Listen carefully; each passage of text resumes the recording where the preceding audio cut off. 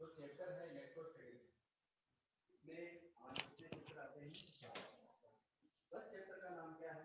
Electric charge and field. Electric charge and field में जो पहला टॉपिक रहेगा उसका नाम क्या है? Coulomb's law. ये थोड़ा इसको आगे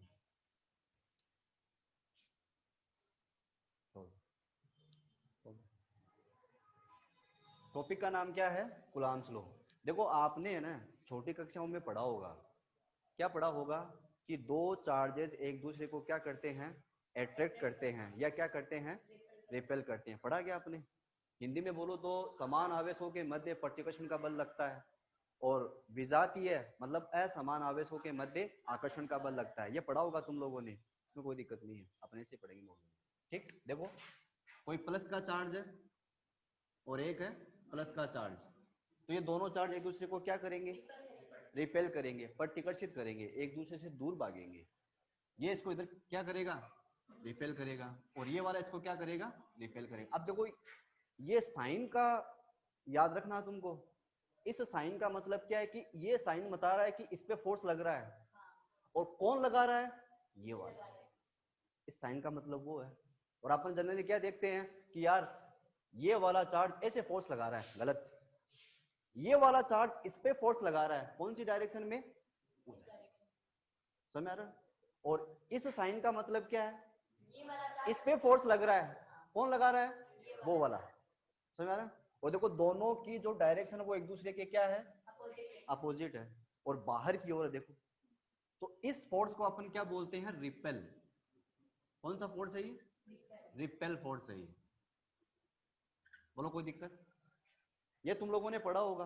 अब ये फोर्स क्यों लगाते हैं, इसका रीजन आएगा इलेक्ट्रिक फील्ड के अंदर। कौन सा? Electric field. लगाते क्यों है? रीजन क्या है?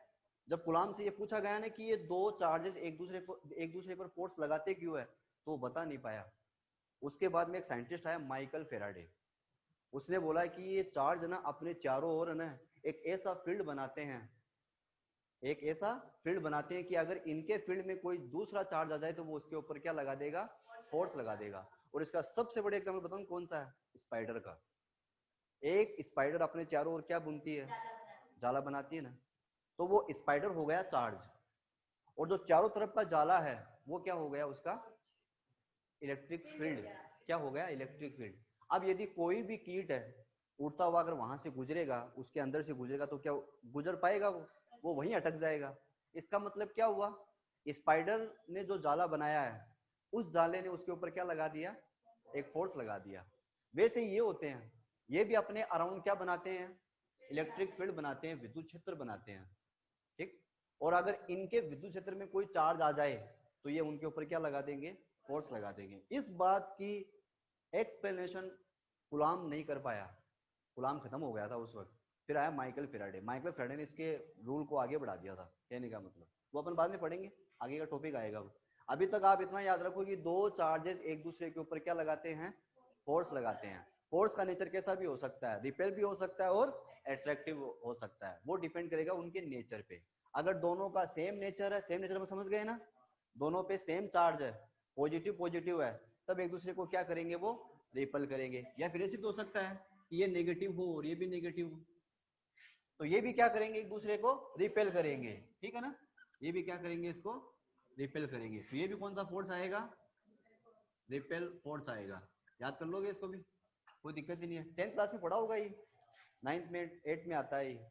इतना ही पढ़ते हैं अपन कि दो चार्जेस एक दूसरे के ऊपर फोर्स अप्लाई करते हैं। 10th में फिजिक्स पढ़ाई नहीं आपको, कोई बात नहीं, आप पढ़ लो। ठीक, समझ आया? अब देखो मेरी बात सुनो। सेम चार्ज है, ये भी सेम चार्ज है, इसलिए इनको फिजिक्स में क्या बोलते हैं अपन? Like charges. क्या बोलते हैं? Like charges. इनको अपन क्या बोलते हैं? लाइक चार्जेस बोलते हैं। क्या बोलते हैं? Like charges. और इसको हिंदी में बोलते हैं, क्या बोलते हैं? सजातीय आवेश। हिंदी में लिखूं, इसको बोलते हैं सजातीय आवेश। सजातीय आवेश। देखो नाम तो लाइक है, लेकिन एक दूसरे को क्या करते हैं? ये दूर भगाते हैं। ऑपोजिट है ना? लाइक तो है लेकिन एक दूसरे को लाइक नहीं करते, एक दूसरे को दूर भगाते हैं। तो इनको बोलते हैं लाइक चार्जेस। और लाइक चार्जेस के बीच में हमेशा कौन सा फोर्स लगेगा? रिपेल का। कौन सा? रिपेल का। ठीक है, समझ में आया? अब देखो, एक चार्ज कैसा हो और एक चार्ज कैसा हो? नेगेटिव हो। तो अब ये एक दूसरे को क्या करेंगे? अट्रैक्ट करेंगे, सॉरी, क्या करेंगे? अट्रैक्ट। तो ये वाला चार्ज इसको क्या करेगा? इधर आओ, तो इधर ऐसे, समझ आ रहा? और ये वाला चार्ज इसको क्या करेगा? मेरे पास आओ आप, ऐसे। तो अब की बात देखो, डायरेक्शन क्या हो गई? अंदर की ओर। देख पा रहे हो ना? तो इसको बोलते हैं एट्रैक्टिव फोर्स। क्या बोलते हैं? Attractive force. दोनों के बीच में क्या होगा? एट्रैक्शन होगा। क्या होगा? एट्रैक्शन। और ऐसे चार्जेस को अपन बोलते हैं अनलाइक चार्जेस। क्या बोलते हैं? Unlike charges.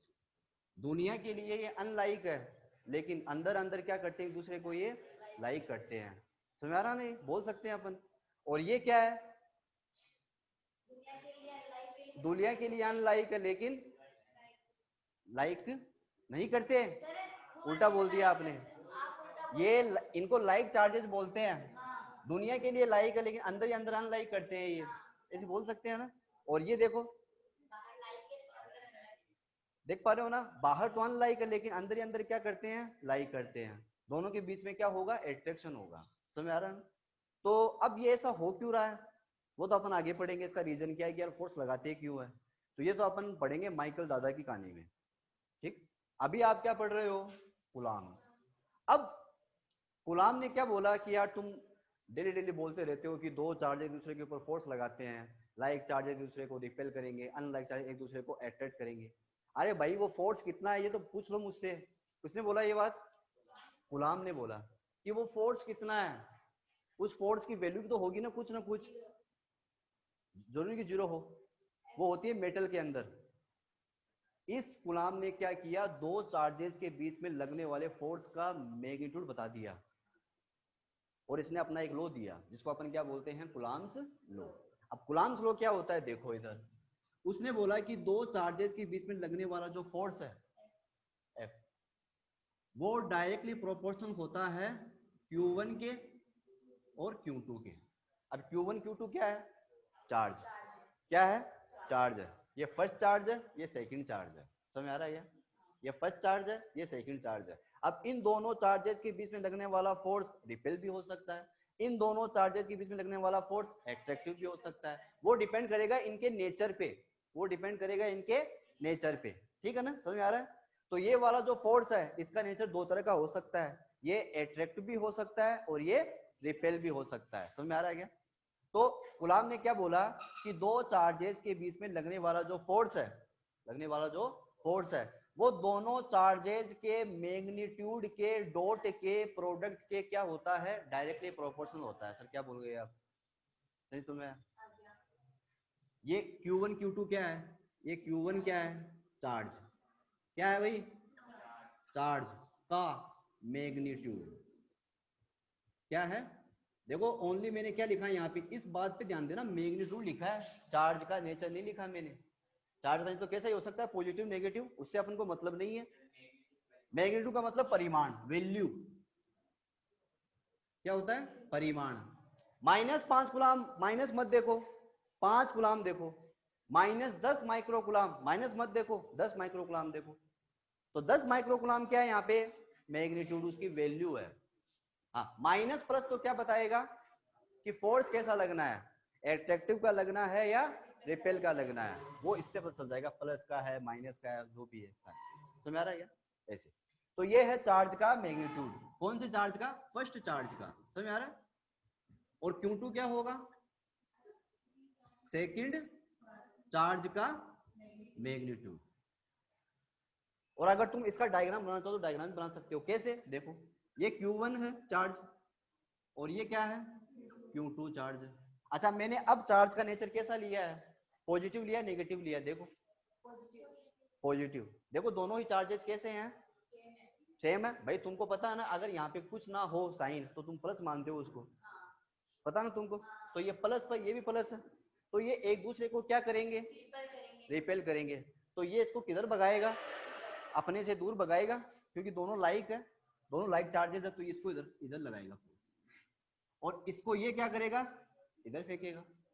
अब देखो कूलॉम्स लॉ में एक सबसे बढ़िया कहानी है, सबसे बेस्ट लाइन है, सबसे ब्यूटीफुल लाइंस है वो। क्या लाइंस है कि दोनों चार्जेस एक दूसरे को ना ऐसे ओछापन होता है ना कि तू छोटा है मैं बड़ा हूं तो ऐसे करूंगा वैसे करूंगा, वो नहीं होती इसमें। जितना फोर्स ये लगाएगा इस पे उतना ही ये वाला फोर्स लगाएगा। इसलिए अगर आप यहाँ पे F लिखते हो तो यहाँ पर भी क्या लिखोगे, F लिखोगे। ये सबसे बढ़िया कहानी है कूलॉम्स लॉ के अंदर, सबसे बेस्ट, याद रखना इस बात को। जितना फोर्स ये वाला चार्ज इस पे लगाएगा, ये वाला चार्ज भी उतना ही फोर्स इस पे लगाएगा। अब मेरे को बात बताओ, 11th में या 10th में तुम लोगों ने कहीं पढ़ा होगा कि जब दो बॉडी, एक बॉडी है, एक आदमी इधर से एक आदमी इधर से 10-10 न्यूटन का फोर्स लगा रहा है, तो क्या वो बॉडी आगे या पीछे ऊपर नीचे हो पाएगी? सिंपल सी बात है, फिजिक्स दिखती है नहीं, नहीं वो बॉडी हिलेगी नहीं वहां से। इसलिए तो इस चैप्टर का नाम क्या रखा गया, इलेक्ट्रोस्टैटिक्स। इलेक्ट्रो का मतलब इलेक्ट्रॉन। अब इलेक्ट्रॉन क्या है, चार्ज ही तो है। इलेक्ट्रॉन पे चार्ज कैसा होता है, इलेक्ट्रॉन पे चार्ज नेगेटिव। पूरी 16 लेक्चर देख लिए लेकिन इलेक्ट्रॉन पे चार्ज पता नहीं है। इलेक्ट्रॉन पे चार्ज नेगेटिव होता है, इलेक्ट्रॉन पे चार्ज पॉजिटिव नहीं होता। कितना चार्ज होता है लिखवाया था मैंने वीडियो में, 1.6 इंटू 10 की पावर -19 कूलाम। अब ये जो तूने बताया है ना, ये तुमने बताया है उसका मैग्नीट्यूड। तुमने ऐसा नहीं बोला -1.6 इंटू 10 की पावर -19 कूलाम। ये बोलते तो मेरे को और भी अच्छा लगता, क्योंकि माइनस लगा दिया ना। माइनस क्या बताएगा, इलेक्ट्रॉन पे चार्ज का नेचर। समझ में आ रहा है, वो मैग्नीट्यूड था, वैल्यू थी वो। समझ में आ रहा है ना, वो परिमाण था। समझ में आया? तो देखो इसलिए चैप्टर का नाम रखा गया इलेक्ट्रोस्टैटिक्स। और इलेक्ट्रोस्टैटिक्स का मतलब ये तो होता है, स्टैटिक का मतलब रुकना, स्थिर रहना, और इलेक्ट्रो का मतलब इलेक्ट्रॉन। अब इलेक्ट्रॉन क्या है, चार्ज ही तो है। तो इस पूरे चैप्टर में चार्ज क्या रहेंगे, स्थिर। और एक चार्ज कब स्थिर रह सकता है यार, जब उस पर फोर्स क्या लगे, जीरो लगे। नेट फोर्स कितना लगे, जीरो लगे, तभी वो चार्ज क्या रह सकता है, स्थिर रह सकता है, स्टैटिक रह सकता है। इसलिए क्या ये दोनों चार्ज मूव कर पाएंगे, चल पाएंगे, नहीं कर पाएंगे। जितना ये लगा रहा है उतना ये भी तो लगा रहा है। अगर ये 5 न्यूटन का लगाएगा तो ये भी कितना लगाएगा, 5 न्यूटन का फोर्स लगाएगा। हाँ ये जरूर है कि भाई दोनों फोर्स की डायरेक्शन एक दूसरे के क्या है, अपोजिट है। इसके लिए प्लस मानोगे तो इसके लिए माइनस मान लोगे, क्या दिक्कत है। फोर्स कैसी क्वांटिटी है, वेक्टर क्वांटिटी है। इसकी डायरेक्शन भी होगी, इसका मैग्नीट्यूड भी होगा, इसकी दिशा भी होगी, इसका परिमाण भी होगा। ये मतलब सदिश राशि है। फोर्स कैसी क्वांटिटी है, सदिश, एक वेक्टर क्वांटिटी है। वेक्टर में डायरेक्शन और मैग्नीट्यूड दोनों का रोल होता है। ऐसे नहीं कि तुम मैग्नीट्यूड के पीछे पड़ जाओ, डायरेक्शन को छोड़ दो, धोखा दे जाएगी वेक्टर क्वांटिटी। स्केलर में ऐसा नहीं होता।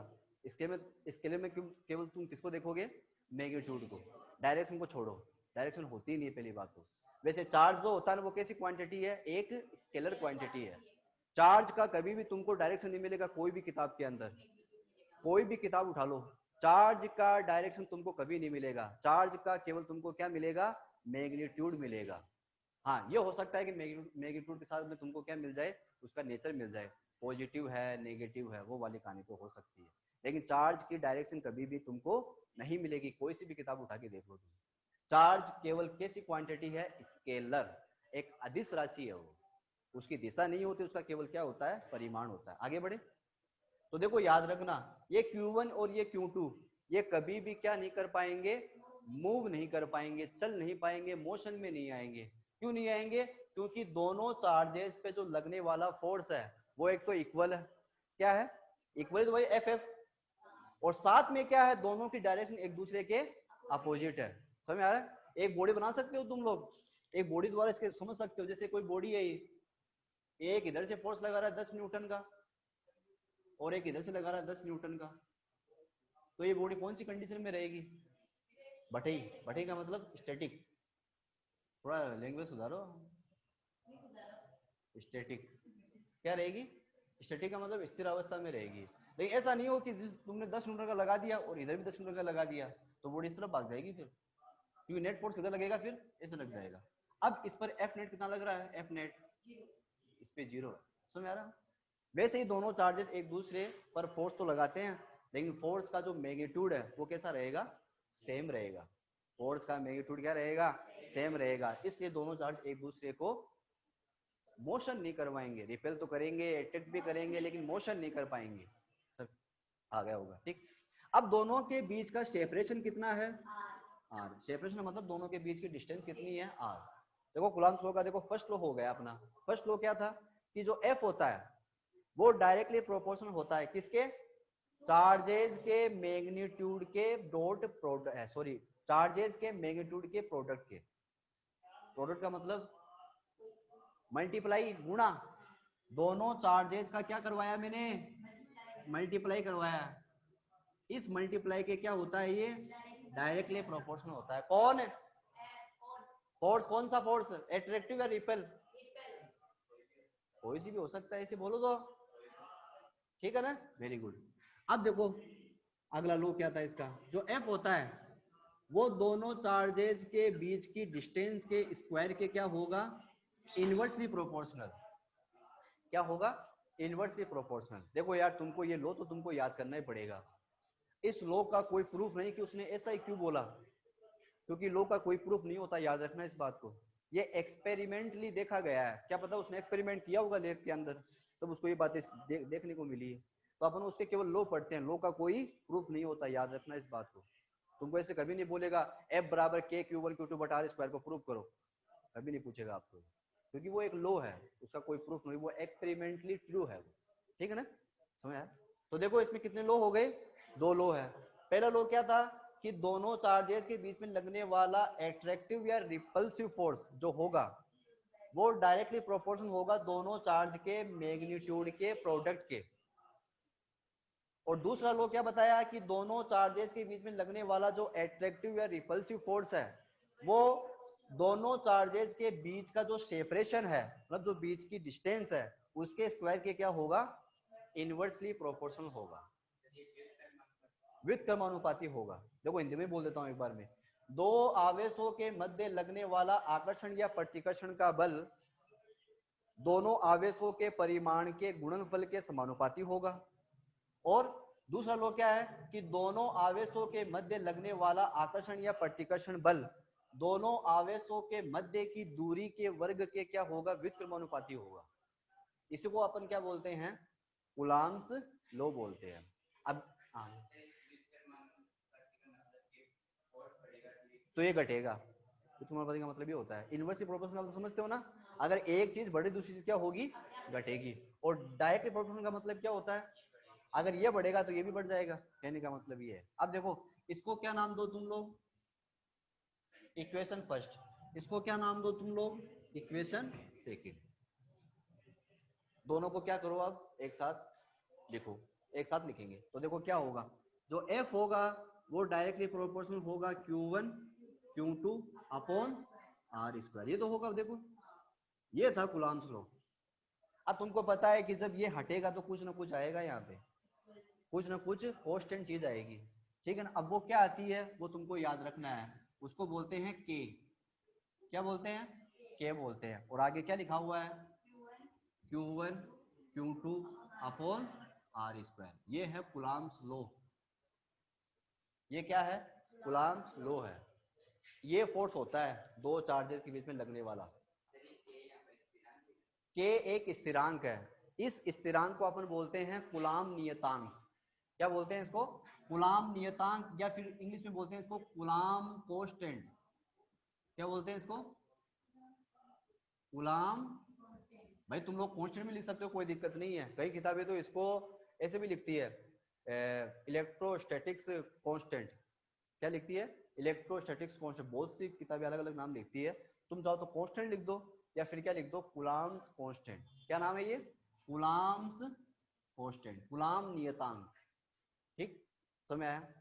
तो ये फॉर्मूला तुमको याद रखना, एग्जाम में पूछा जाता है आधा मार्क्स का, कितने का, हाफ मार्क्स का पूछते हैं कि कूलाम्स लॉ का जो दो चार्जेस के बीच में लगने वाला जो फोर्स है उसका फॉर्मूला बताओ।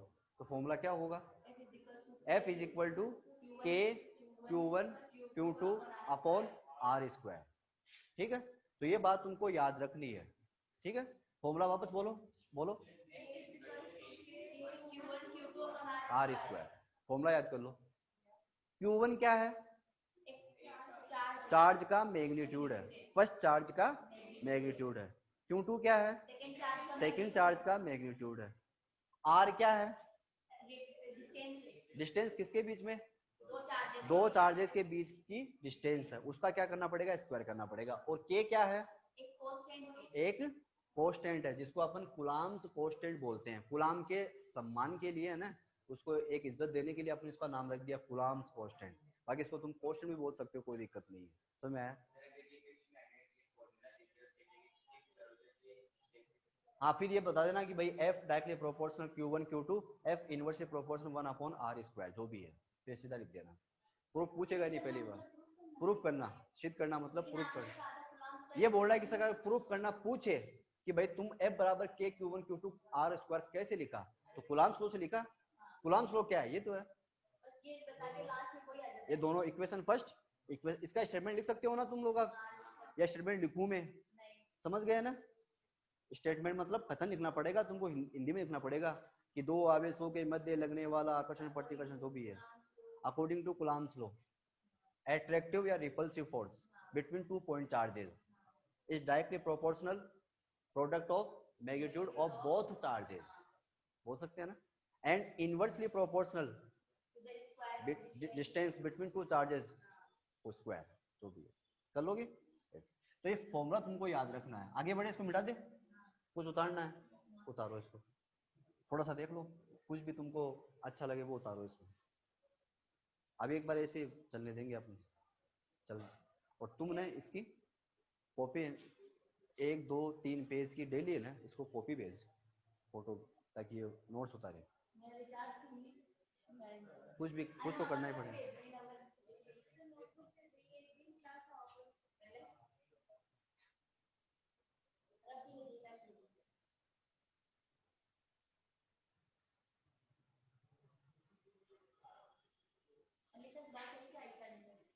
नहीं हुआ अभी तो।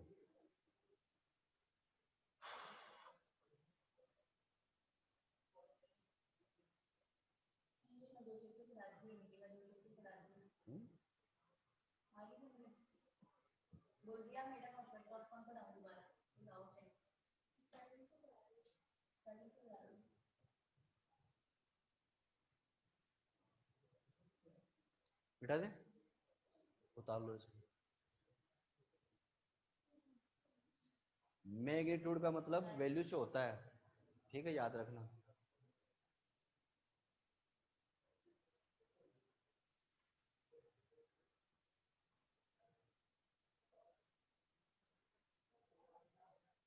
मिटा दे। सर अगर है ना वहाँ पे जो चार्ज आपने Q1 Q2 लिया है ना, यहाँ पे अपन ने तो माना है कि रिपल चार्ज है।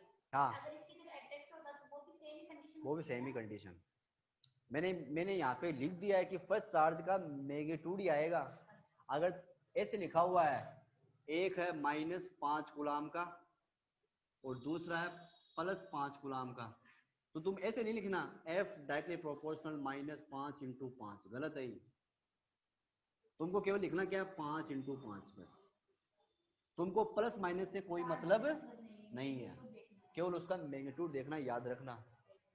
कूलाम्स लॉ में जब भी तुम फोर्स निकालोगे ना, तो तुमको फोर्स में केवल चार्ज का मैग्नीट्यूड पता होना चाहिए, प्लस माइनस का कोई लेन देन नहीं होगा। प्लस माइनस तो केवल यह बताएगा कि दोनों के बीच में जो लगने वाला फोर्स है उसका नेचर कैसा है, वो अट्रैक्टिव है या रिपल्सिव है। ठीक,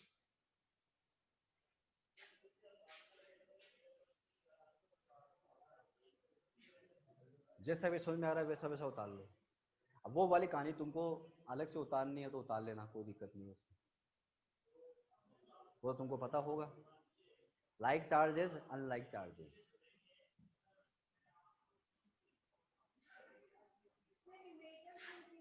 हाँ, न्यूमेरिकल तो आते ही है, न्यूमेरिकल बगैर तो है ही नहीं है, टॉपिक ही अधूरा है ये न्यूमेरिकल के लिए बनाए, और न्यूमेरिकल करेंगे अपन ताकि माइंड का भी कूलाम्स लॉ होना काफी हद तक सही हो जाए, क्योंकि ये इलेक्ट्रॉन पे चार्ज बता रही है पॉजिटिव।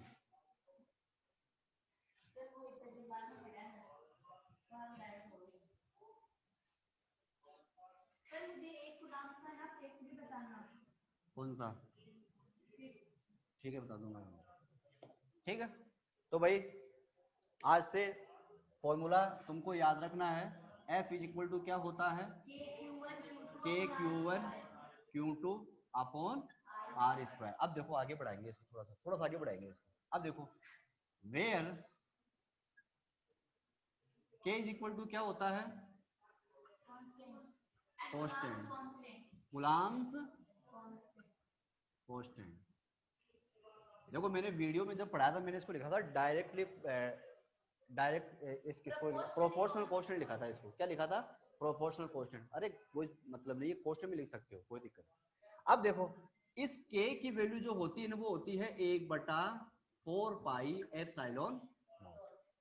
ये वाली वैल्यू तुमको याद रखनी पड़ेगी। अब k इज इक्वल टू क्या होता है, 1/4 पाई एप्सिलॉन नॉट। अच्छा एप्सिलॉन नॉट क्या होता है, अगर पढ़ा हो तो,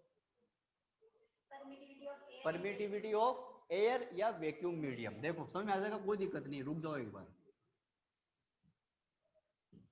सबर से काम लो, तुमको समझ आ जाएगा। परमिटिविटी ऑफ एयर बोलो या वैक्यूम बोलो, बात एक ही है, सेम ही बात। देखो जहां पर तुमको ये दिख जाए ना नोट, इसको जीरो बोल सकते हो, एप्सिलॉन बोलते हैं इसको, अभी लिखना पड़ेगा मेरे को। इसको बोलते हैं एप साइलोन, इसका नाम है। इस सिंबल का नाम क्या है, एप्सिलॉन, फिर आगे क्या लिखा हुआ है, जीरो। तो एप्सिलॉन जीरो बोल दो, एप्सिलॉन नॉट क्या बोलोगे, एप्सिलॉन नॉट ऐसे।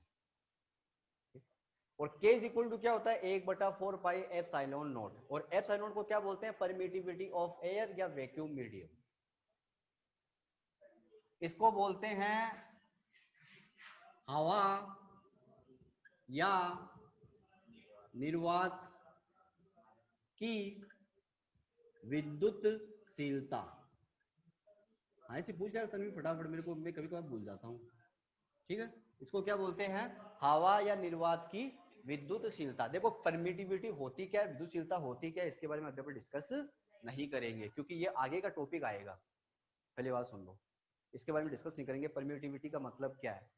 ठीक, थोड़ा सा हिंट दे सकते हैं, परमिटिविटी का परमिट, परमिट का परमिशन देना होता है ना, परमिशन, वो वाली कहानी है। तो ये आगे टॉपिक में आता है, वो बाद में देंगे। अब देखो अच्छा एयर या वैक्यूम क्या होते हैं, मीडियम ही तो है, क्या है, मीडियम ही है। अब देखो अगर मैं इस k की वैल्यू यहाँ पे पुटअप करूं तो देखो कूलम्ब्स लॉ का एक नया फॉर्मूला बन जाएगा, 1/4 pi epsilon not Q1 Q2 upon R square. ये तो बनेगा, बोलो कोई दिक्कत थोड़ी है। ये वाला वो वाला सेम ही है, बस k की वैल्यू मैंने क्या कर दी, पुटअप कर दी, 1/4 पाई एप्सिलॉन नॉट, कोई दिक्कत।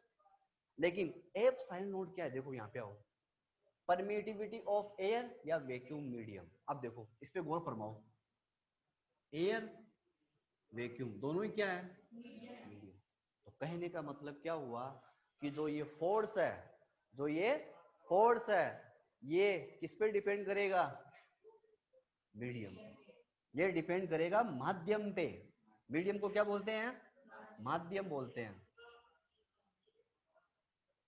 ये माध्यम पे निर्भर करेगा, मतलब अपन को ये भी देखना पड़ेगा कि चार्ज कहाँ पे है, चार्ज एयर में है, चार्ज वाटर में है, चार्ज मेटल में है, चार्ज ग्लिसरीन में है, चार्ज पियर्स साबुन में है।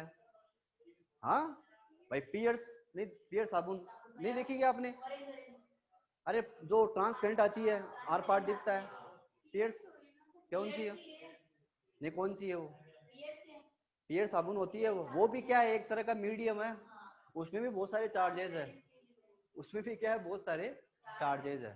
तो कहने का मतलब ये कि चार्ज कहाँ रखा हुआ है, कौन से मीडियम में रखा हुआ है, वो भी डिपेंड करेगा, कौन, फोर्स। और इस फोर्स को एक नया नाम देते हैं अपन, हालांकि इसको तो फोर्स बोल तो रहे हो तुम लोग, लेकिन अगर अच्छा सा बोले ना नाम, अगर थोड़ी इसको इज्जत दे अपन, तो इसको अपन बोलते हैं इलेक्ट्रोस्टैटिक फोर्स। क्या बोलते हैं, इलेक्ट्रोस्टैटिक। हाँ आवेश तो मतलब चार्ज पे लगने वाला फोर्स हो गया, और एक ऐसा फोर्स है जो चार्ज को क्या नहीं करवा रहा, मोशन में नहीं करवा रहा है, केवल स्टैटिक कर रखा है, इसे नाम दे दिया इलेक्ट्रोस्टैटिक फोर्स। और इसको हिंदी में बोलते हैं वैद्युत बल, वैद्युत बल। अब तुमको एग्जाम में पूछे ना भाई विद्युत बल क्या होता है, अरे दो आवेशों के मध्य लगने वाले बल को क्या बोलते हैं, विद्युत बल बोलते हैं। दो चार्जेस के बीच में लगने वाले फोर्स को क्या बोलते हैं, इलेक्ट्रोस्टैटिक्स फोर्स बोलते हैं। क्या बोलते हैं, इलेक्ट्रोस्टैटिक्स फोर्स। अब तुमको किताबों में कभी कभार FE भी मिल सकता है, तो टेंशन मत लेना, इस तरह आपने भी लिखवाया था। FE का मतलब इलेक्ट्रोस्टैटिक्स फोर्स ऐसे बोल सकता है, ठीक है ना, इसमें लगेगा कोई दिक्कत। तो देखो यहाँ पे फोर्स डिपेंड करेगा किस पे, मीडियम पे, मीडियम के नेचर पे डिपेंड करेगा। अपन को ये भी देखना पड़ेगा कि यार ये चार्ज कहाँ पे रखे हुए हैं, वैक्यूम में है, एयर एयर वैक्यूम तो एक ही हो गया, वाटर में है, कांच के अंदर है, मेटल के अंदर है, कहाँ है, ये अपन को देखना पड़ेगा। तो ये वाली बात है ना, जब तुमको कूलम्ब्स लॉ का स्टेटमेंट पूछे, साथ में फॉर्मूला पूछे, तो फॉर्मूले के नीचे तुमको लिखना है, क्या लिखना है कि electrostatic force depends upon the nature of the medium. क्या बोला, electrostatics force depends upon nature of medium, medium के नेचर पे भी क्या करेगा, डिपेंड करेगा। अगर तुम लोगों ने मीडियम चेंज कर दिया तो फोर्स भी क्या होगा, चेंज होगा। ये वाली बात तुमको याद रखनी है, तो मैं लिख दूंगा यहाँ पे कि जो इलेक्ट्रोस्टैटिक्स फोर्स है, जो कूलम्ब्स लॉ के द्वारा दिया गया, इलेक्ट्रोस्टैटिक जो फोर्स होगा डिपेंड्स करेगा। हालांकि मैंने इसके ना क्या बोलते हैं वो स्टेट लिखवाए थे मैंने, फैक्ट लिखवाए थे इसके, मैंने फैक्ट में लिखवाया था, मैंने फैक्ट में करवाया था ये काम कि इलेक्ट्रोस्टैटिक्स फोर्स डिपेंड्स अपॉन क्या, नेचर ऑफ मीडियम लिखवाया था मैंने, हाँ ठीक है ना। तो इलेक्ट्रोस्टैटिक्स फोर्स डिपेंड करता है किस पे, मीडियम के नेचर पे। और हिंदी में कैसे बोलेंगे कि जो विद्युत बल है वो माध्यम की प्रकृति पर निर्भर करता है, माध्यम की प्रकृति पर निर्भर करता है, अर्थात माध्यम को परिवर्तित करने पर विद्युत बल भी परिवर्तित होता है। कहने का मतलब ये हो गया, समझ आ रहा है कुछ। तो ये वाली बात तुमको याद रखनी, बस कूलम्ब्स लॉ इतना ही है, बात ज्यादा कुछ करनी नहीं है। इसके लॉ पढ़ लो, फॉर्मूला याद कर लो और इसके फैक्ट याद कर लो। फैक्ट क्या है, देखो 3-4 फैक्ट लिखवाए मैंने, कितने फैक्ट लिखवाए मैंने, कम से कम 3-4 या 5 फैक्ट लिखवाए होंगे मैंने, ठीक है ना। तो तुमको ये वाला फैक्ट याद रखना है कि इलेक्ट्रोस्टैटिक फोर्स जो डिपेंड करता है वो किस पर डिपेंड करता है, मीडियम के नेचर पे भी डिपेंड करता है। वैसा ही इलेक्ट्रोस्टैटिक फोर्स आएगा तुम्हारे पास में। अगर तुमने दोनों चार्जेस को एयर में रख रखा है तो उनके बीच में फोर्स कुछ और आएगा। अगर उन्हीं चार्ज को तुमने पकड़ कर कहाँ पे रख दिया, पानी के अंदर रख दिया, कांच के अंदर रख दिया, तब वहां का जो फोर्स आएगा वो कुछ अलग आएगा। अब देखो यार, अपन को मतलब फॉर्मूले में ऐसा लगेगा कि यार मीडियम है ही नहीं कहीं, मेरे को तो Q1 दिख रहा है, मेरे को Q2 दिख रहा है, मेरे को R² दिख रहा है, मेरे को K दिख रहा है। लेकिन देखा जाए तो जो K है ना वो मीडियम पे डिपेंड कर रहा है, और K किसके फॉर्मूले में आ रहा है, F के फॉर्मूले में। अगर इसको चेंज करोगे तो ये भी चेंज होगा ना। इसलिए डायरेक्टली अपने बोल देते हैं कि जो फोर्स होता है वो मीडियम के नेचर पे डिपेंड करता है। याद कर लोगे। और देखो तुम लोगों ने क्या देखा कि दोनों चार्जेस मोशन कर रहे थे, क्या मोशन कर रहे थे, दोनों चार्जेस कहीं थे, एक जगह पे टिके हुए हैं। इसलिए बोलते हैं कि जो कूलम्ब्स लॉ होता है ना वो ओनली फॉर ओनली किसके लिए वैलिड है, स्टैटिक चार्जेस के लिए वैलिड है। किसके लिए वैलिड है, स्टैटिक चार्जेस के लिए वैलिड है। लेकिन मैंने वीडियो में एक बात लिखी थी कि अगर एक चार्ज मोशन में है और एक चार्ज स्टैटिक है तब भी आप क्या लगा सकते हो, कूलम्ब्स लॉ लगा सकते हो। अब तुम लोगों ने एटम का स्ट्रक्चर कई बार पढ़ लिया होगा कि एटम होता है, एटम के सेंटर में न्यूक्लियस होता है, न्यूक्लियस के अराउंड बहुत सारे ऑर्बिट होते हैं, ऑर्बिट का शेप है ना वो सर्कुलर होता है, उस सर्कुलर में इलेक्ट्रॉन क्या करते रहते हैं, चक्कर लगाते रहते हैं। अगर तुमको बोले भाई न्यूक्लियस और इलेक्ट्रॉन के बीच में फोर्स बताओ तो तुम इसी फोर्स का सहारा लेते हो, कूलम्ब्स लॉ का। उसमें क्या हो रहा है, इलेक्ट्रॉन क्या कर रहा है, चक्कर लगा रहा है, और नाभिक और जो क्या बोलते हैं न्यूक्लियस है वो अपनी जगह ही पड़ा है। तो वो एक तो स्टैटिक हो गया और एक क्या हो गया, मोशन हो गया। अब तुम दोनों चार्जेस के बीच में फोर्स आसानी से मेजर कर सकते हो, किस फॉर्मूले से, with the help of Coulomb's law, F = KQ1Q2/R²। हालांकि तुमको ये किताब में नहीं मिलेगा, तुमको किताब में इतना ही मिलेगा कि कूलम्ब्स लॉ केवल और केवल स्टैटिक चार्जेस के लिए क्या है, वैलिड है, उसके लिए ही वैलिड है वो। लेकिन मैं कहता हूं कि कूलम्ब्स लॉ ना स्टैटिक चार्जेस के लिए वैलिड तो है ही है, लेकिन उसमें से अगर एक चार्ज मोशन में है और एक चार्ज स्थिर है, तब भी आप क्या लगा सकते हो, कूलाम्स लॉ लगा सकते हो। ज्यादा मुंह मत लगना, ऐसा मत बोल देना कि दोनों चार्ज अगर मोशन में हो तब भी कूलाम्स लॉ लगा सकते हैं, तब गलत हो जाएगा, फिर वहां पर कूलाम्स लॉ काम में नहीं आएगा, याद रखना इस बात को, वहां पर कूलाम्स लॉ काम में नहीं आता। तो चाहो तो इसको उतारो आप एक बार। हाँ, वो तुमको समझ में नहीं आया होगा, हाँ, बता देते हैं, उतारो जैसा भी आपको समझ में आया वैसा उतारो यार। ये पानी लेके नहीं आ रही कभी, वो कल का है।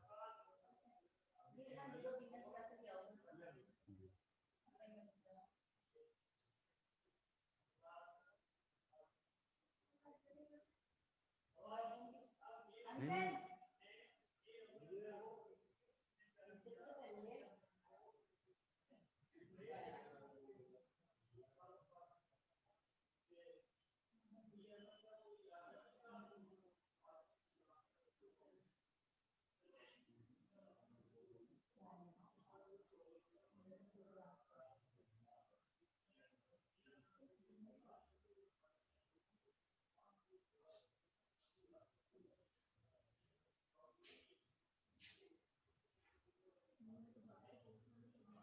कूलाम्स लॉ की सबसे बड़ी लिमिटेशन क्या है कि अगर दोनों चार्जेस मोशन में है तब ये वहां पर वैलिड नहीं है।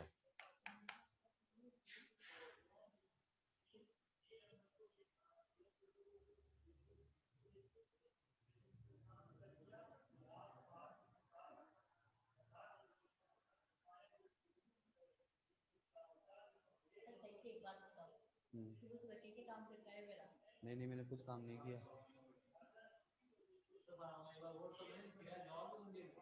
मेरे को पता नहीं है, मैं तो बहुत सारे मैसेज आने लग गए थे लॉकडाउन के अंदर। अरे चुप हो जाओ, रिकॉर्डिंग आता है तो पूरा लिखता है ना, तो ऐसे हाय सर हेलो सर, ऐसे हेलो सर हाय सर लिखने से मतलब नहीं होता यार। माइन आवाज मिटा दे, ठीक है, समय आया तो मिटा रहा हूँ। पानी लेके आओ यार, पानी बोतल में पानी लेके आओ, बोतल में पानी लेके आओ, प्लास्टिक की बोतल में पानी लेके आओ। हाँ, बोतल वहां पड़ी होगी, इसको धो के ले आना यार, बड़े से धो के लाना इसको, है ना। दे, देखो अब F इज इक्वल टू क्या है, K q one q two upon r square. मेरे हिसाब से तो आपको याद हो गया होगा, ये रट लिया होगा आपने, ठीक। अच्छा, अब इस K की यूनिट क्या होती है, कूलाम्स कांस्टेंट की यूनिट क्या होती है वो देखते हैं अपन। देखो लगने में तो बोल्ड है कांस्टेंट, लेकिन इसका एक्चुअल में क्या होता है, मात्रक होता है इसका, इसकी यूनिट होती है। अब यूनिट क्या होती है वो देख लेते हैं।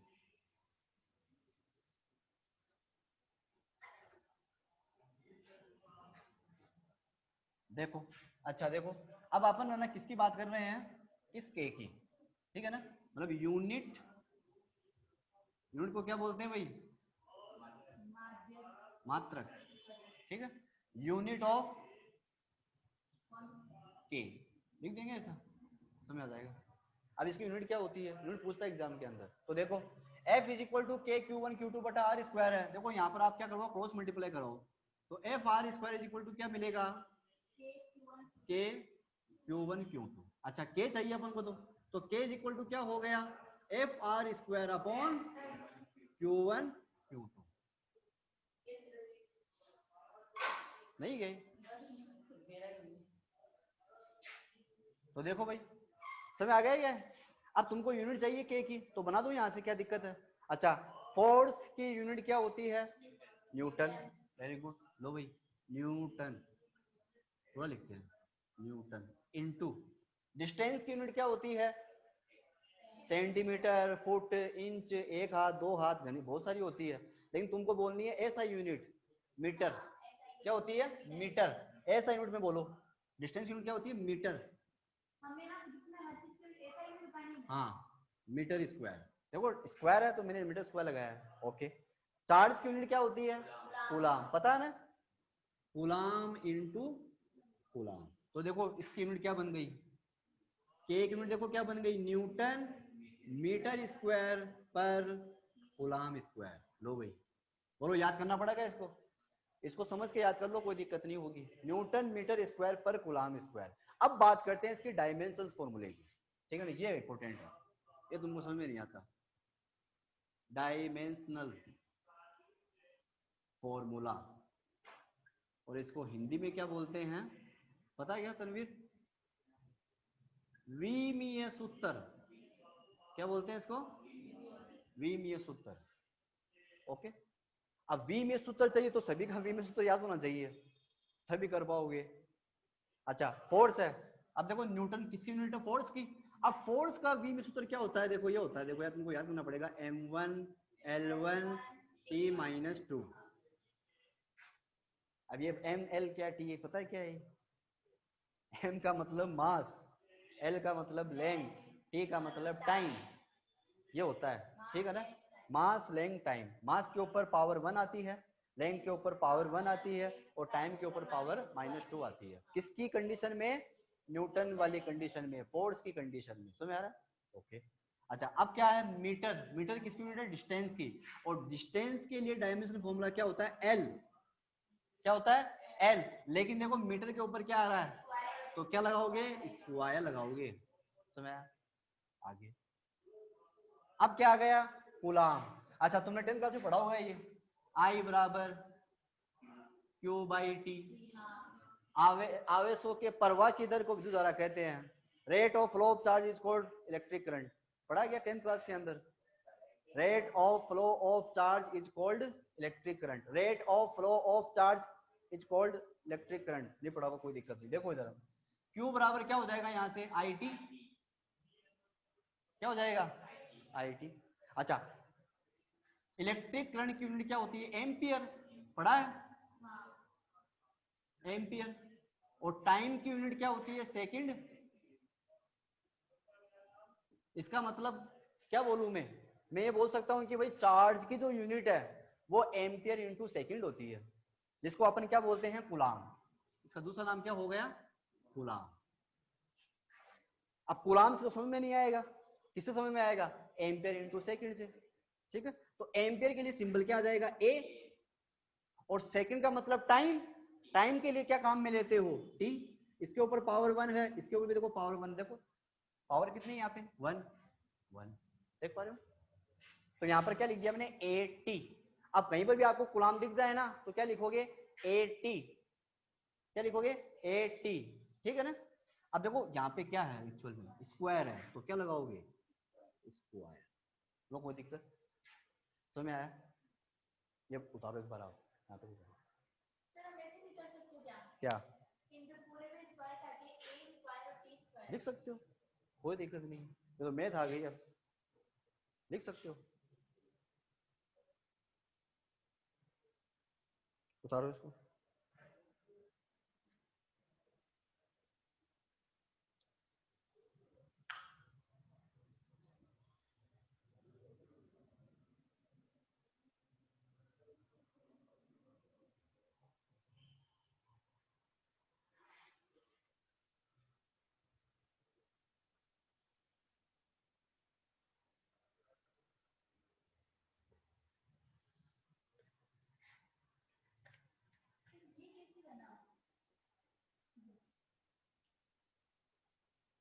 बताता हूँ,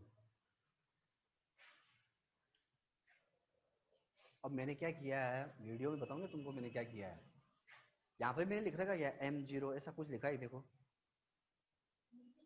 इसमें लिख रखा है, देखो यहाँ पे मास और लेंथ का काम है क्या, इसमें मास लेंथ आया क्या कहीं, कहाँ आया है, उसमें लिख रखा है, देख मतलब चार्ज वाले कंडीशन में मास लेंथ का कोई काम नहीं है, केवल 80 आ रहा है, इसलिए मैंने क्या किया, वहां पे है ना, चाहो तो उसको मिटा सकते हो, m0 l0 लिखा है। अब m की पावर 0 का मतलब क्या होगा, एक, l की पावर 0 का मतलब क्या होगा, एक। किसी भी डिजिट के ऊपर अगर पावर 0 आती है ना, उसकी वैल्यू हमेशा क्या मिलेगी तुमको, 1 मिलेगी। तो वहां पे m0 l0 लगाओ तो लगाओ, ये कोई दिक्कत ही नहीं, नहीं कटेंगे नंबर, m0 l0 लगा दो या नहीं लगाओ, तुम्हारी मर्जी है। अब तुमने 1 लाख लिख दिया, लेकिन 1,00,000 के ऊपर पावर 0 लिख दे तो कोई मतलब ही नहीं 1,00,000 लिखने का, क्योंकि उसकी वैल्यू कितनी आनी है, 1 आनी है। नहीं तो पढ़ा होगा, पावर 0 होती तो उसकी वैल्यू हमेशा 1 आती है, चाहे वो माइनस में पावर माइनस में क्यों ना हो। -2 की पावर 0 है तो उसकी वैल्यू हमेशा कितनी आनी है, 0 आनी है, 1 आनी है। समझा? इसको आगे बढ़ाएं क्या? अभी नहीं, ऑनलाइन क्लास चल रही है। देखो एक बार, देखो अब ये समझ लो, फिर तेरे को समझ में नहीं आएगा क्योंकि थोड़ा सा है। अब इसको थोड़ा सा क्या करना है, ऊपर नीचे करो इसको।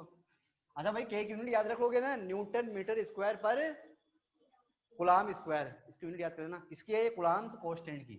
आगे बढ़ेंगे, इसको आगे बढ़ा दें आप, फिर इसके ऊपर एक न्यूमेरिकल कर लेंगे, फिर फ्री कर देंगे आपको। ठीक है, अब देखो सोल्व करो, सोल्व करो इसको। देखो m1 L1 t-2 हो गया, कोई दिक्कत नहीं। फिर आगे L स्क्वायर हो गया, कोई दिक्कत नहीं। इसको स्क्वायर देखो क्या कर सकते हो, a स्क्वायर टी स्क्वायर लिख सकते हो क्या भाई? पावर 2 है तो मल्टीप्लाई होगा तो स्क्वायर बन जाएगा। इतना तो आसान मैथ आती है, इतने तो कोई दिक्कत ही नहीं है। अच्छा आगे बोलो, अब सोल्व करो इसको। देखो कहीं में मास आ रहा है क्या? केवल ये आ रहा है तो m1 लिख दिया, इसको छेड़ना ही नहीं है तो एकदम ठीक पड़ा अपनी जगह पे, कोई दिक्कत नहीं है। अब देखो L1 L2 कितना हो गया, L क्यूब, L की पावर 3 हो गया। ठीक, तो यहाँ पे लिख सकते हैं L की पावर हो गया। अब देखो t की पावर -2 है और यहाँ पे t की पावर 2 है। जब ये ऊपर जाएगा तो ये भी क्या बन जाएगा, t की पावर -2, और ऑलरेडी t की पावर -2 ऊपर रखा हुआ है, तो कितना हो गया टोटल, t की पावर -4। बोलो कोई दिक्कत? फिर लास्ट में ये बचा, इसको ऊपर ले जाओ, ये क्या बन जाएगा, a की पावर -2 आंसर। तो ये क्या है, कूलाम्स कांस्टेंट का डायमेंशनल फॉर्मूला है। तो जो तुमको या तो सीधे याद कर लो या फिर समझ के याद कर लो। उतारो इसको, ये 1 मार्क वाली चीजें पढ़ा रहा हूं मैं आपको। उतारो इसको, एग्जाम में पूछ जाती है कि कूलाम्स कांस्टेंट की यूनिट क्या है। आपको नहीं उठाना, आपको केवल समझना है। 11वीं क्लास में पढ़ाऊंगा मैं आपको बाद में, आप समझो होंगे।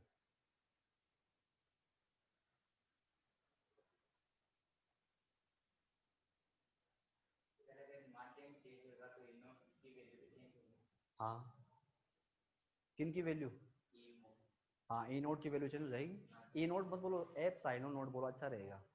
हाँ, वो उसके साथ थोड़ी सी गद्दारी हो जाती है, बोलते हो ई नोट। ई नोट नहीं होता वो, एप साइलोन नोट, ग्रीक वर्ड है वो, अलग ही भाषा है वो।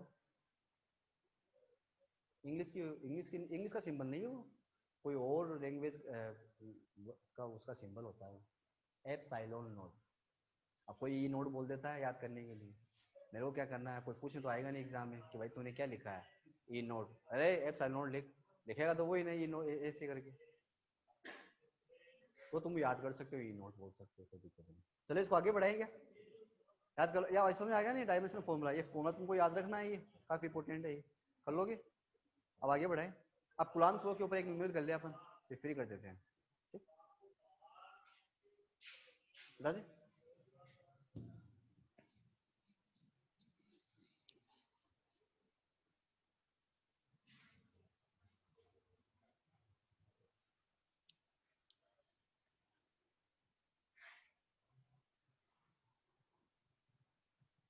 देखो क्वेश्चन, एक क्वेश्चन लिख लो, साथ साथ में उतारो आप एक बार। अब तुम्हारे तो कॉपी में स्पेस नहीं है बीच में, तो तुम एक बार रफ में उतार लो। ठीक, एक क्वेश्चन ये है, एक तो है -5 कूलाम और एक है +10 कूलाम। ऐसे दोनों के बीच की डिस्टेंस है 1 मीटर। कितनी है? 1 मीटर नहीं, 1 सेंटीमीटर हो गया। ठीक, और तुमको पूछा है find out force and it's nature, ये पूछा है तुमको।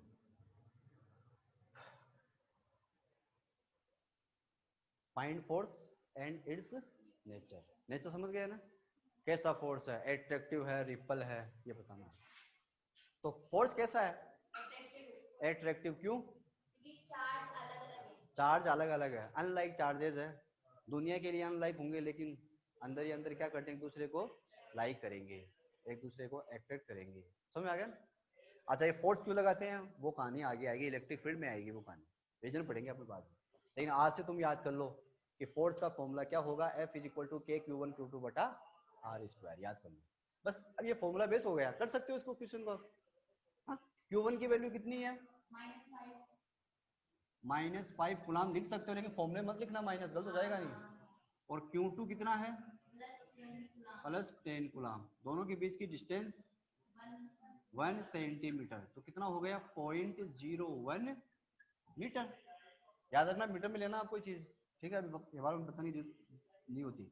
अब F इज इक्वल टू क्या होगा, के Q1 Q2 upon R square.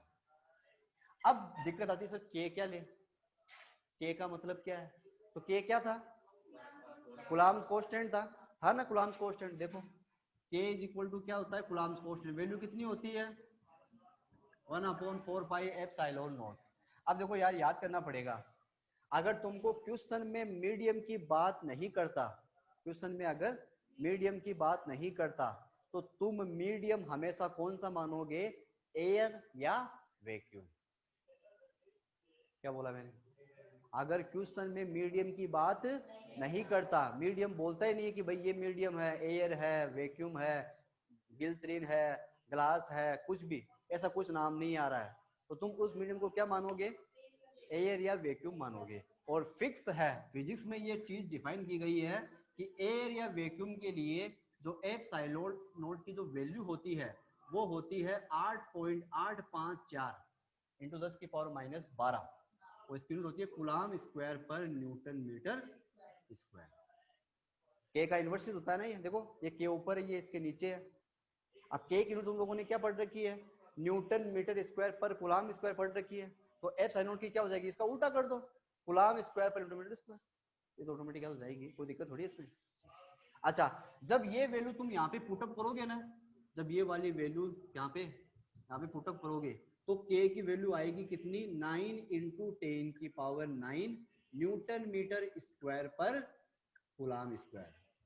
अब यार तुमको ये याद ही करना पड़ेगा, मैं कुछ नहीं कर सकता। एयर या वैक्यूम के लिए के की वैल्यू कितनी होती है, 9 इंटू 10⁹ न्यूटन मीटर स्क्वायर पर कूलाम स्क्वायर।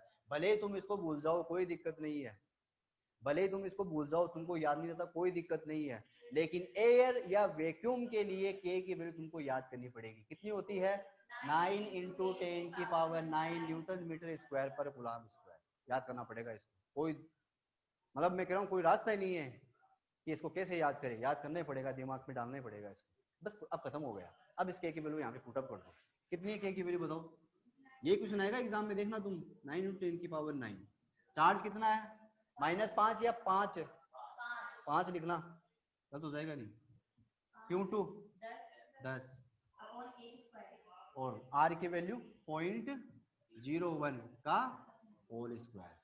कर लोगे आप इसको सोल्व, खुद ही कर लोगे ना, कोई दिक्कत थोड़ी है, उतारो इसको। और ये दोनों चार्ज एक दूसरे को क्या करेंगे, अट्रैक्ट करेंगे। तो गलत है, क्योंकि तुमने ऐसा यूनिट नहीं ली, और देखो यहाँ पे मीटर आ रहा है, इसमें तो तुमने मीटर ले रखा है और यहाँ पे तुम सेंटीमीटर ले रहे हो, क्या कोई बात हुई क्या। फॉर्मूले में जितनी भी फिजिकल क्वांटिटीज आती है, तो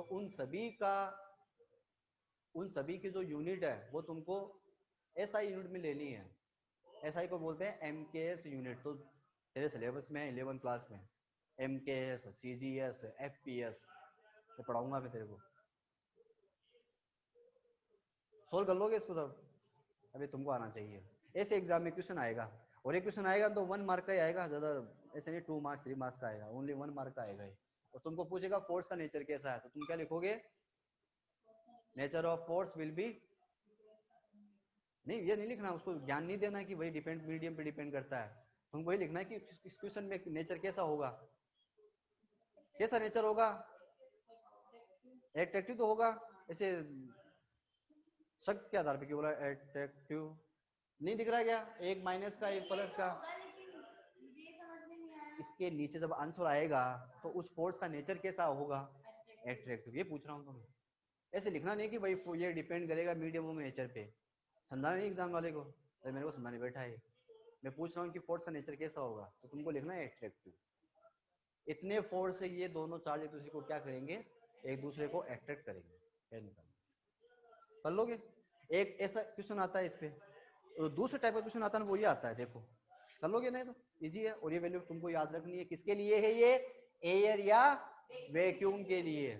मीडियम को चेंज कर दिया तो ये वैल्यू नहीं रहेगी, फिर ये नहीं रहेगी, गलत हो जाएगा फिर तुम्हारा, नहीं होगा। ओनली फॉर एयर या वैक्यूम के लिए थप्पा लगा हुआ है इसके ऊपर, सबकी अलग अलग चेंज हो जाएगी।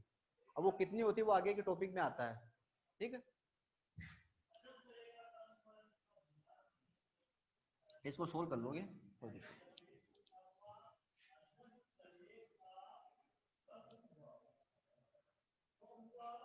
एक तो एक क्वेश्चन आता है, और देखो एक क्या आता है अगला क्वेश्चन।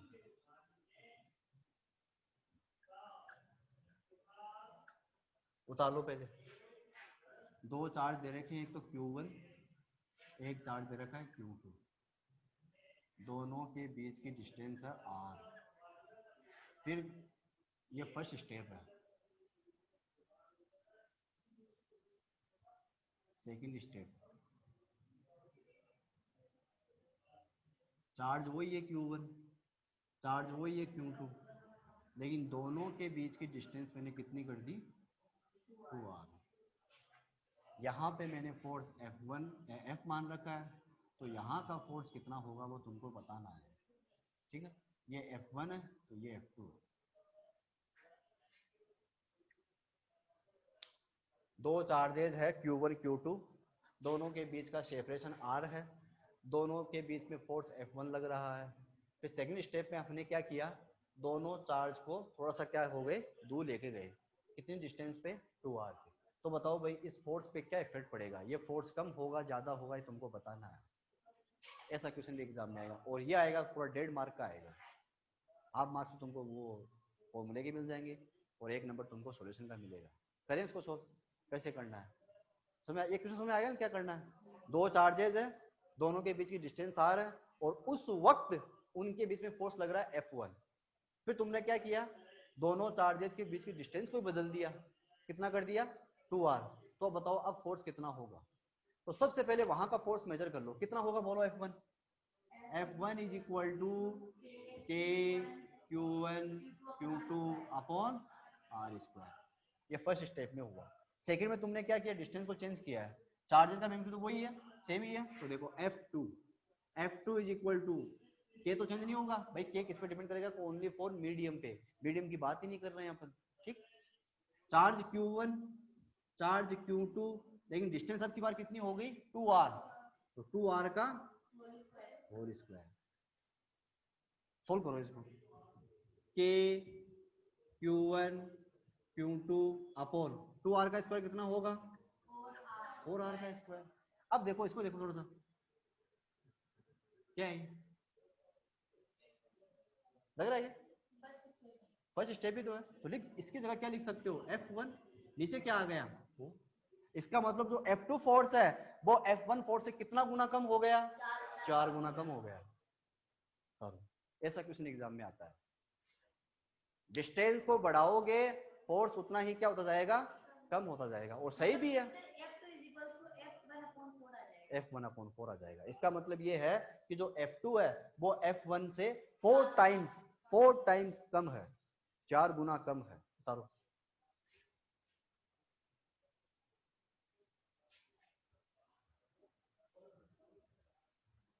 अब इसका एक क्वेश्चन हो रहा है, वो मैंने वीडियो में करा रखा है, स्पेशल क्वेश्चन में आता है, पूरे 3 नंबर का आता है वो, लेकिन उसको आज नहीं, अपन फिर कभी पढ़ेंगे, क्या भी पढ़े।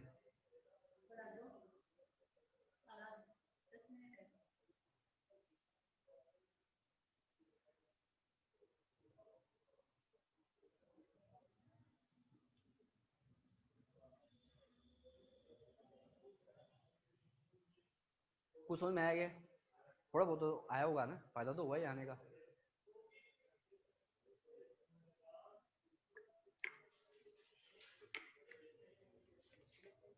तो फोर्स कितना गुना कम होगा, ठीक है ना? तुम लिखोगे ये बात, हिंदी वाले तो क्या लिखोगे, हिंदी वाले, हिंदी मीडियम वाले क्या लिखोगे, 4 गुना कम हो जाएगा। और इंग्लिश मीडियम वाले क्या लिखोगे, force will be reduced 4 times. Reduce मतलब कम हो गया, 4 गुना कम हो गया, ठीक तो क्या ना, कोई दिक्कत होगी। अब बताओ अगला क्वेश्चन करेंगे, करवाए। अब देखो तीसरा क्वेश्चन, मिटा दे इसको, तो ऐसा क्वेश्चन कर सकते हो ना।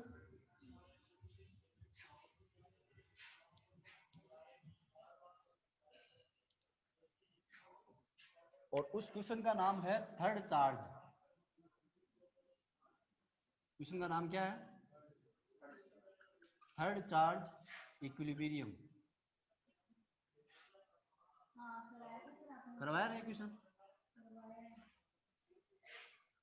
थर्ड चार्ज इक्विलिब्रियम, इस क्वेश्चन का नाम है ये। देखो इसमें होता क्या है,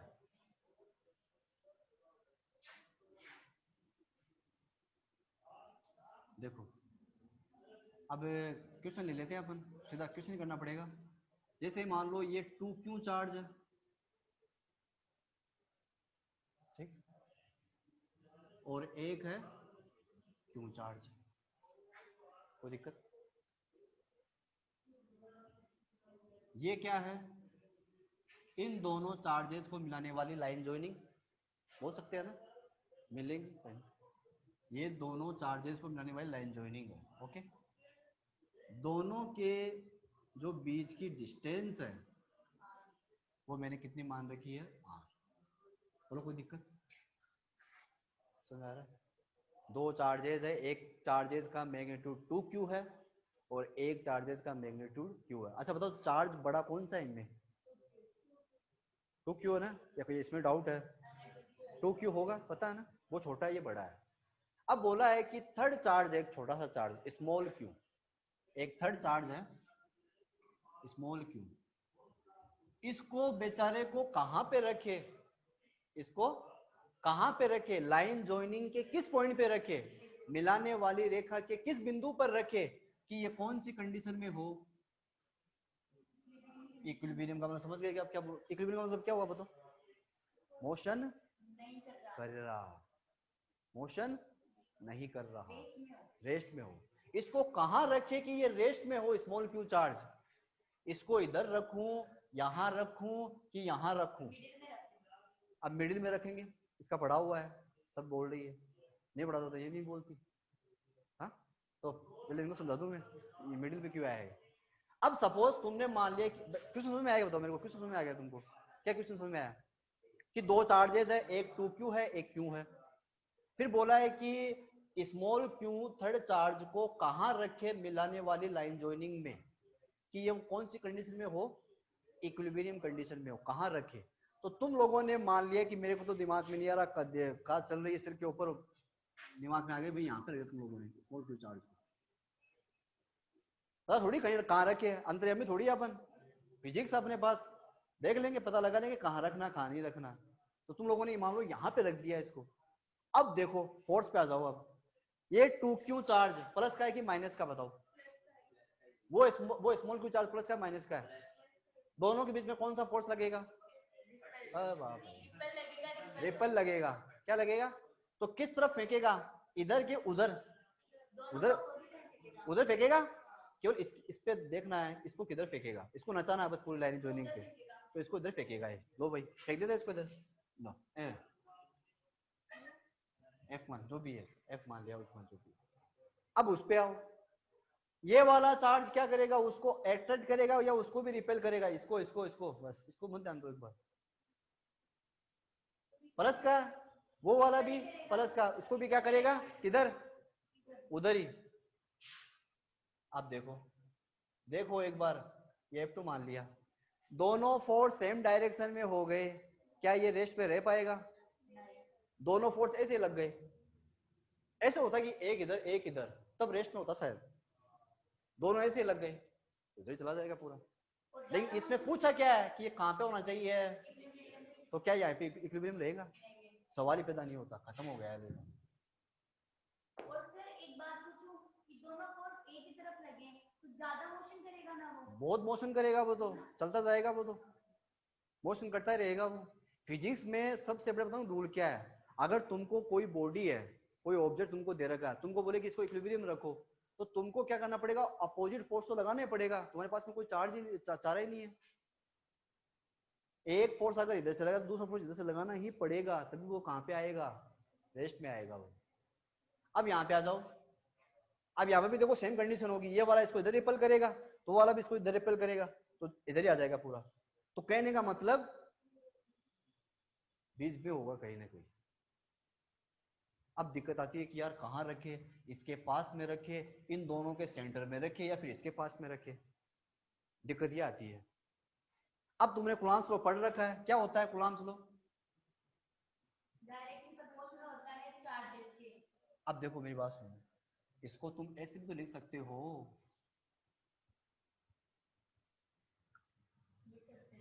है? या कोई स्पेशल थोड़ी है, वही चीज है ये भी, है? इसका मतलब अगर Q1 चार्ज बड़ा है तो फोर्स भी बड़ा होगा, अगर Q2 चार्ज छोटा है तो फोर्स भी छोटा होगा, है? अब देखो, अब दिमाग लगाना पड़ेगा कि यार इस स्मॉल क्यू चार्ज को यहाँ पे रख दिया, मान तुम लोगों ने यहाँ पे रख दिया, सपोज करो यहाँ पे रख दिया, इसके पास रख दिया, ये 2Q चार्ज, ये Q चार्ज, इसका मैग्नीट्यूड क्या है, बड़ा, क्या है, बड़ा है, तो इसका फोर्स भी क्या होगा, बड़ा होगा। और ये देखो बेचारा इसके सामने क्या है, कमजोर, छोटा सा, तो इसका फोर्स भी क्या होगा।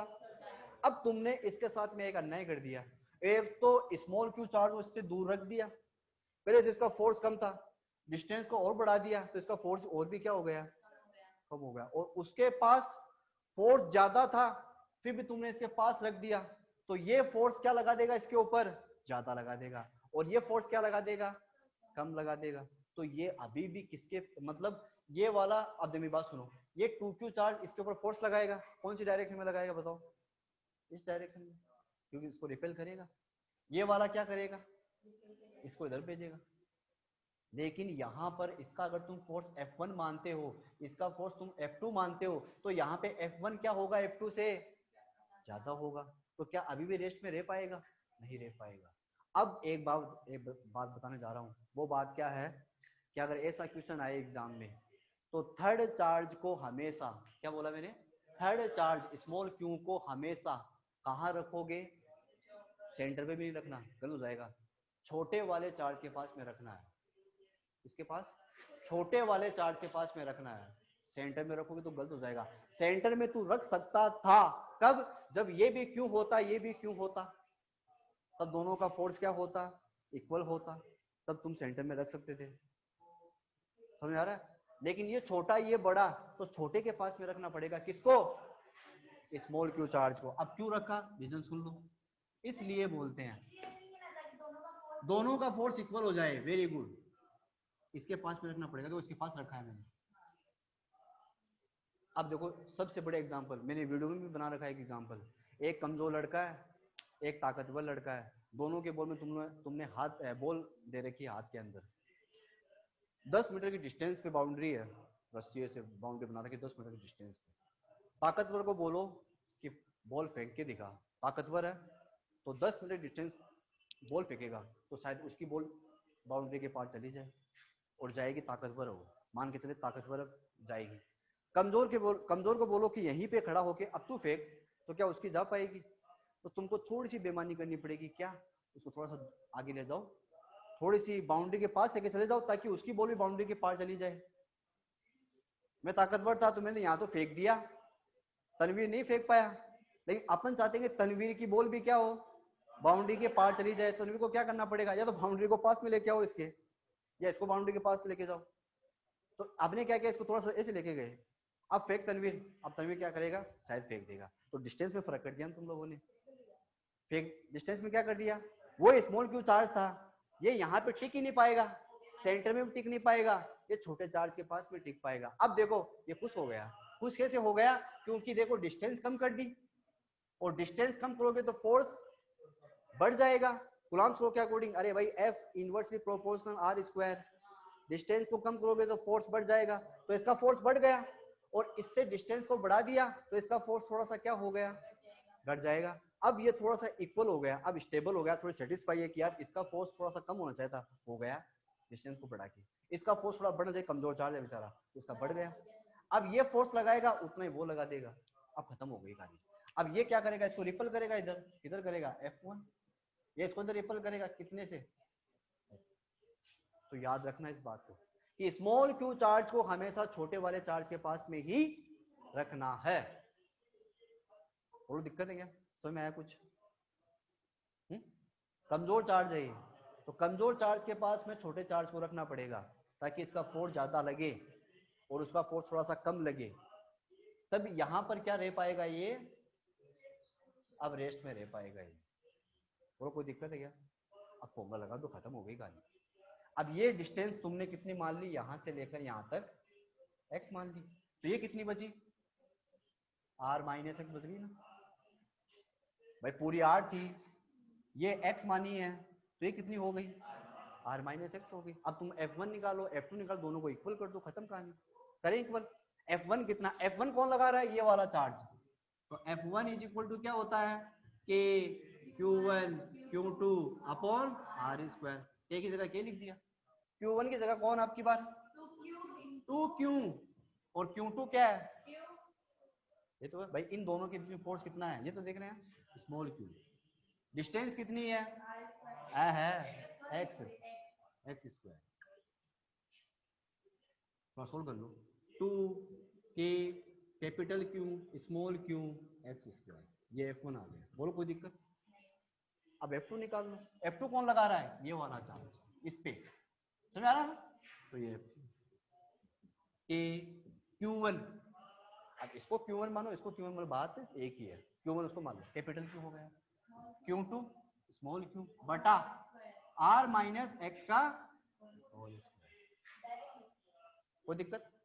लेकिन अब तुम लोगों ने यहाँ पर क्या बोल रखा है कि ये रेस्ट पे है, अच्छा रेस्ट में कब रहेगा, जब F1 की वैल्यू किसके बराबर हो, F2 के बराबर हो, बराबर कर दो, F1 बराबर F2, F1 कितना है वो रहा 2K Q Q upon x square, F2 कितना ये रहा K capital Q small q r minus x का होल स्क्वायर, कैंसिल हो रहा है कुछ, K से K मर गया, कैपिटल Q से कैपिटल Q मर गया, स्मॉल q से स्मॉल q मर गया, क्या बचा 2 अपॉन एक्स स्क्वायर बराबर बटा r माइनस एक्स का होल स्क्वायर।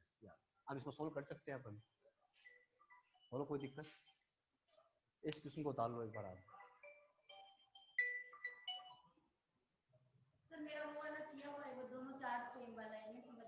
हाँ, इस पे बहुत से क्वेश्चन बन सकते हैं, तो याद रखना थर्ड चार्ज को हमेशा किसके पास रखोगे, छोटे चार्ज के पास में रखोगे।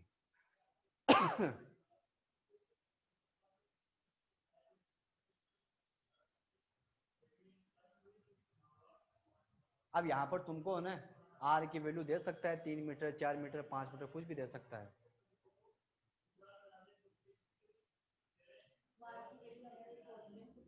बस इसमें इसमें पुटअप कर देना।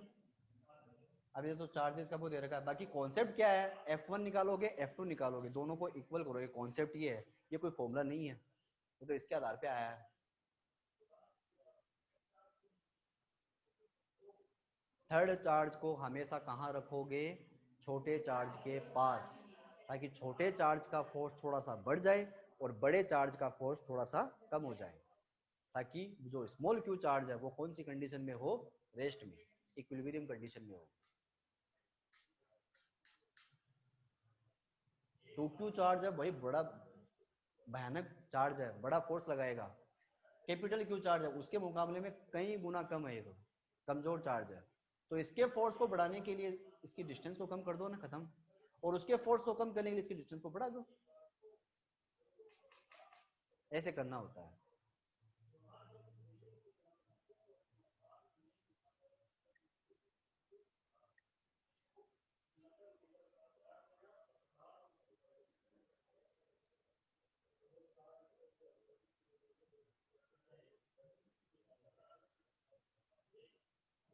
समझ में आ रहा है, कोई दिक्कत नहीं। तेरे तेरे तू 12वीं में आएगा तब तक कोरोना रहेगा नहीं, कोरोना चला जाएगा। कोरोना तो रहेगा नहीं, तू 12वीं में आएगा तब, 1 साल बाद आएगा तो 12वीं में, तो 11वीं में ही है। उस वक्त कोरोना नहीं रहेगा, कोरोना खत्म हो जाएगा, हो जाएगा फिर तो वैक्सीन वगैरह तो बन ही जाएगी, 1 साल 1.5 साल 2 साल लग जाएंगे और क्या। अब इसकी तो ये है कि भाई वैल्यू पुटअप करो। अब जैसे तुमको ये दे दिया, अब तुमने मान लो x की वैल्यू फाइंड आउट कर ली। अब मान लो तुमने x सपोज करो x की वैल्यू तुमने निकाल ली 2 सेंटीमीटर। अब x की वैल्यू निकाल सकते हो ना तुम, भाई r की वैल्यू तुमको देगा तो फिर नहीं, r की वैल्यू तो देनी पड़ेगी, इसे तुम निकाल नहीं पाओगे फिर तो, ठीक है ना। x की वैल्यू 2 सेंटीमीटर निकाली, अब x की वैल्यू कहां से कहां तक है, 2q से लेकर इस स्मॉल q, तो तुमको लिखना पड़ेगा कि स्मॉल q को इक्विलिब्रियम कंडीशन में लाने के लिए 2q से 2 सेंटीमीटर दूर रखना पड़ेगा, लिखना पड़ेगा तुमको। और इसका उल्टा क्या बोलोगे, अगर मान लो पूरी 5 सेंटीमीटर है, ये 2 है तो ये कितनी बची, सॉरी ये मान लो ये 3 सेंटीमीटर, ये 5 है पूरे, ये 3 सेंटीमीटर, तो ये कितनी बची 2, तो ये तुमको ये भी रखना पड़ेगा कि भाई इससे तो 3 सेंटीमीटर रखना पड़ेगा दूर, और इससे कितना रखना पड़ेगा 2 सेंटीमीटर, तब जाके ये चार्ज कहाँ पे आएगा, रेस्ट पे आ जाएगा। ये नहीं बता लिया, तभी तभी हो पाएगा, नहीं तो ऐसे हो ही नहीं पाएगा ना, फिर मतलब ही नहीं है। सो सोल्व करोगे, क्रॉस मल्टीप्लाई करवा के x की वैल्यू तुम फाइंड आउट कर सकते हो, ठीक है। ये था, ये क्वेश्चन पूरे 3 नंबर का आता है। कितने नंबर का आता है ये पूरे, अगर ये मान लो क्वेश्चन आ गया ना तुम्हारा, Coulomb's law, electric field, method of charging, electrostatics, सब कुछ एक तरफ हो जाएगा फिर, ये आ गया तो क्वेश्चन कभी कभार 3 नंबर का आ जाता है। अभी तक तो आया नहीं, 1-2 साल से 3 साल से तो आया नहीं, क्या बता पा जाए, चांसेस है। फिजिक्स में कुछ भी आ सकता है, क्योंकि इलेक्ट्रोस्टैटिक्स में पूरे 4 चैप्टर है, फर्स्ट सेकंड थर्ड फोर्थ। अब फर्स्ट सेकंड थर्ड फोर्थ में कहीं से कुछ भी पूछ ले, वो न्यूमेरिकल पूछ सकता है, 1 नंबर क्वेश्चन पूछ सकता है, कुछ भी पूछ सकता है। 8 नंबर की,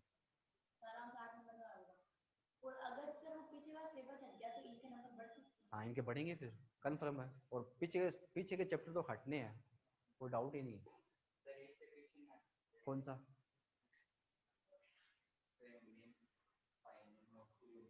हाँ हाँ यही तो है, सही है।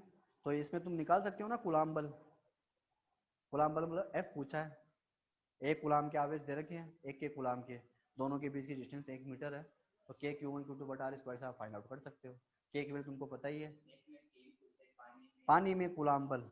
तो पानी के लिए, अब ये टॉपिक में पढ़ाया नहीं, अभी पढ़ाऊंगा मैं, धातु में कितना होता है ये पढ़ाना पड़ेगा, कल के चैप्टर में आएगा ये, बुधवार को आएगा, मतलब जो भी है। पानी वाला अभी तक मैंने पढ़ाया नहीं है आप, ठीक है ना। लेकिन तुमको आज ये तो पता चल गया कि जो कूलाम बल होता है, जो इलेक्ट्रोस्टैटिक फोर्स है, विद्युत बल है, वो मीडियम पर डिपेंड करता है। मीडियम को चेंज करोगे तो फोर्स चेंज होगा।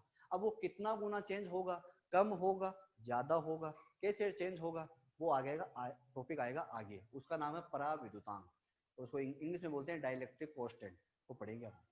तो आज के लिए इतना काफी है, बहुत है। तो कूलाम्स लॉ के ऊपर मैंने 3 न्यूमेरिकल करवा दिए, इसका स्टेटमेंट पढ़वाया, तो इसको थोड़ा ध्यान से पढ़ लेना। और तुम क्या करोगे, 2-3 फोटो खींच के इसको सेंड कर देना, हाँ, और उसको भी सेंड कर देना है। हाँ उससे तो हाँ, फूफी भतीजा तो है, कर लोगे आप, ठीक है ना। तो ठीक है ना, इतना ही आज के लिए, ठीक है।